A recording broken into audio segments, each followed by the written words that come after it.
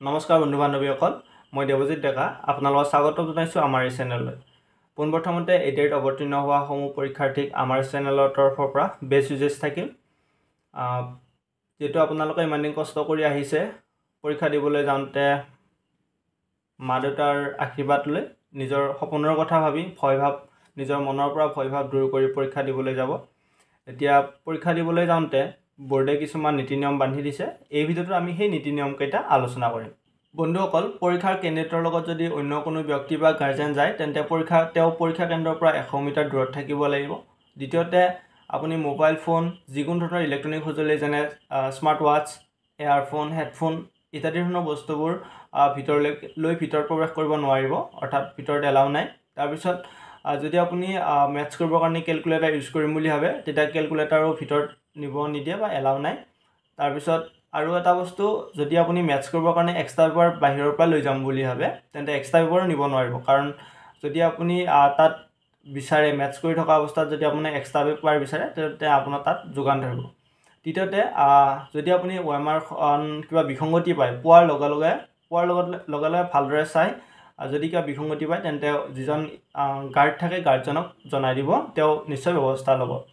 তাৰপিছত OMR ছিটখন fill up কৰোঁতে যদি অপশ্যন B2 শুদ্ধ হয়, কোনো এটা প্ৰশ্নৰ যদি অপশ্যন B2 বা C2 শুদ্ধ হয়, যদি B2 শুদ্ধ হয় তেন্তে B2 ভালদৰে কালাৰিং কৰিব। আৰু যদি আপুনি এবাৰ B2 কালাৰ কৰি ফেলে আকৌ যদি আপুনি ভাবে D2 শুদ্ধ আছিলে, গতিকে আকৌ যদি D2ত কালাৰ কৰিব যায় তেন্তে এইটো নেগেটিভ মাৰ্কত গুচি যাব। আৰু যিটো কালাৰ কৰে সেইটোত ভালদৰে ৰাউণ্ডটোৰ বাহিৰ নোলোৱাকৈ কালাৰ কৰিব। তাৰপিছত যিটো এবাৰ নেগেটিভ মাৰ্কিং আছে ভালদৰে চাই চিতি ফিল আপ কৰিব। তাৰপিছত এতিয়া আমি আলোচনা কৰিম পৰীক্ষা কেন্দ্ৰৰ ভিতৰলৈকে কি লৈ আপুনি প্ৰৱেশ কৰিব পাৰিব বা কি এলাউ আছে। এডমিট কাৰ্ডখন লাগিব পোনপ্ৰথমতে।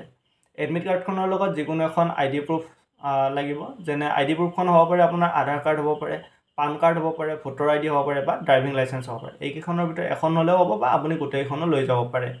তাৰপিছত আপুনি ATM কাৰ্ডখন লৈ যায় বা ডেবিট কাৰ্ডখন লৈ যায় ভিতৰলৈকে প্ৰৱেশ কৰিব পাৰিব।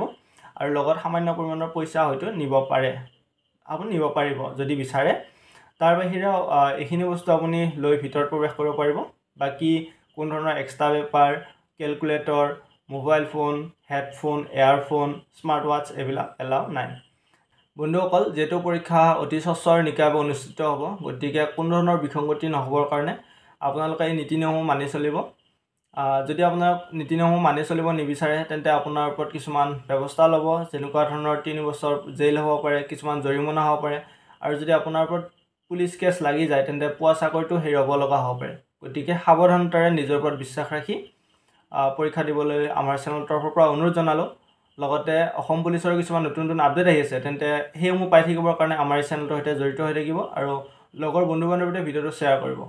আৰু যদি আপুনি আমাৰ চেনেলটো প্ৰথমবাৰ আহিছে তেন্তে চেনেলটো ছাবস্ক্ৰাইব কৰি কাষত থকা বেল আইকনটো প্ৰেছ কৰি ৰাখিব। ধন্যবাদ।